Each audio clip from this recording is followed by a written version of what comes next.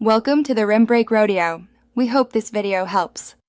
In this video, I will explain how to remove the backseat of a Hyundai Elantra. First, gather your tools, including a flathead screwdriver and a socket wrench. Make sure your Elantra is parked on a level surface with the engine off for safety. Before you begin, clear out any personal items from the backseat area to give yourself plenty of room to work. This preparation step is crucial for a smooth removal process, ensuring you have everything at hand and a clear path. Now, let's tackle the seat cushion. You'll find two retaining clips located at the front edge of the seat cushion, usually near the floor. To release them, firmly pull upwards on the front of the cushion. You should hear a distinct pop as they disengage. Once those clips are free, slide the entire seat cushion forward a few inches, then carefully lift it completely out of your Elantra. This part is often easier than it sounds. With the seat cushion removed, we can now focus on the backrest.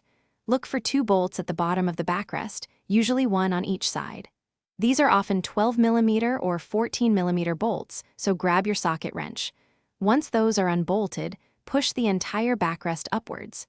This action will disengage it from the hooks at the top. Finally, carefully pull the backrest away from the car and set it aside in a safe place.